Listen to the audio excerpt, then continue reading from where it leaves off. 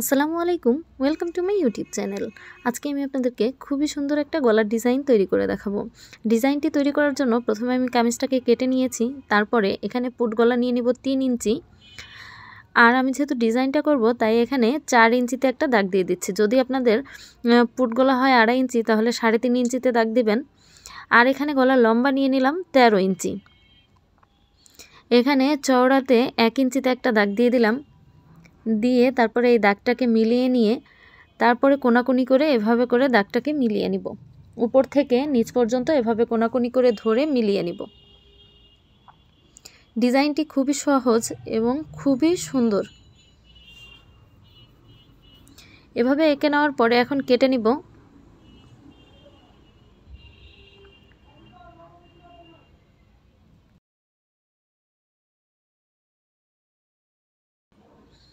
এভাবে করে গলাটা কেটে নিলাম, দেখতে পাচ্ছেন কেমন করে কেটে নিয়েছি।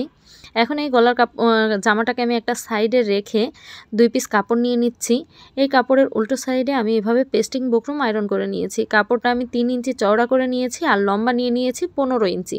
যেহেতু আমি গলাটা 13 ইঞ্চি কেটেছি তাই আমি এখানে কাপড় দুইটা 15 ইঞ্চি করে নিয়ে নিয়েছি। এখন 1 ইঞ্চিতে এভাবে করে দাগ দিয়ে দিলাম। বন্ধ সাইড থেকে 1 ইঞ্চিতে দাগ দিয়ে তারপরে এই দাগটা মিলিয়ে নিচ্ছি। দুইটাতে আমি একইভাবে 1 ইঞ্চিতে দাগ দিয়ে মিলিয়ে নেব। এখানে আমি দুইটাই যাতে সমান দাগ পড়ে তার জন্য এভাবে করে দুইটাতে একসাথে করে দাগটা তুলে নিলাম। এখন আমি একটা লেস নিয়ে নিচ্ছি। এই লেসটাকে আমি সেলাই করে নিব। এই যে দাগটা দিলাম দাগের ওপরে লেসটাকে রেখে তারপরে সেলাই করে নিব।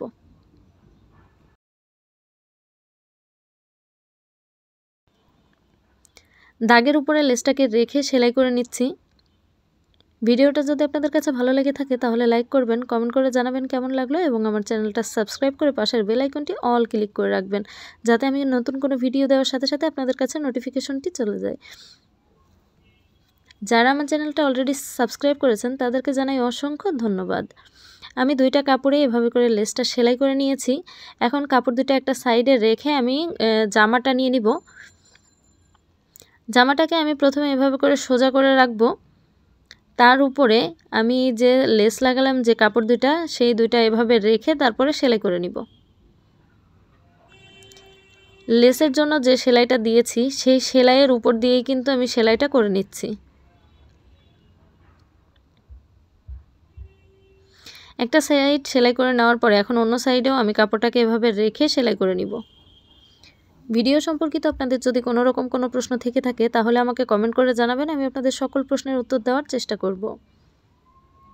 এভাবে 2 পার্ট সেলাই করে নিয়েছি। এখন নিচের দিকে এভাবে করে কোনা করে একটু কেটে নিব।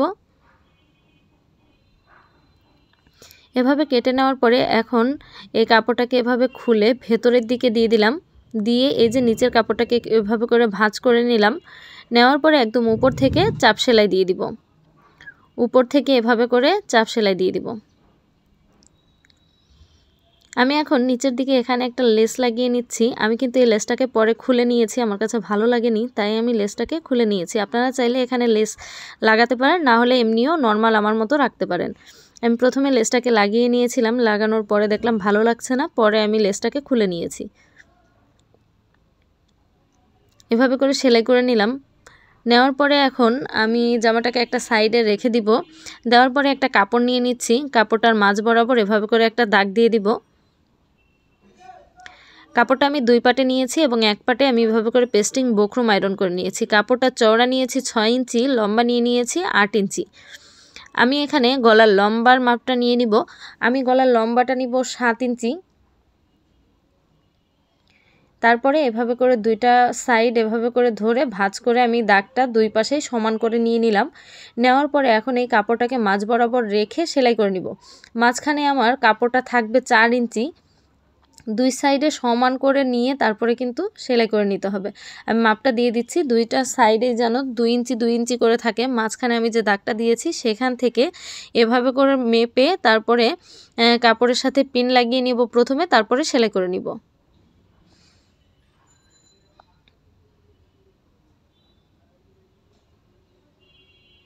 এভাবে করে সমান করে ধরে তারপরে সেলাইটা করে নিব।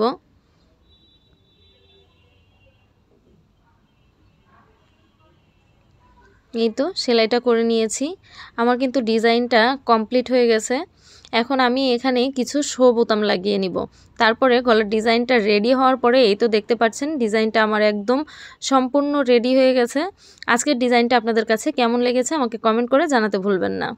আজকের মতো বিদায় নিচ্ছি। আপনারা সবাই ভালো থাকবেন, সুস্থ থাকবেন। আবার আসবো নতুন কোনো ভিডিওতে নতুন কোনো ডিজাইন নিয়ে। আসসালামু আলাইকুম। আল্লাহ হাফেজ।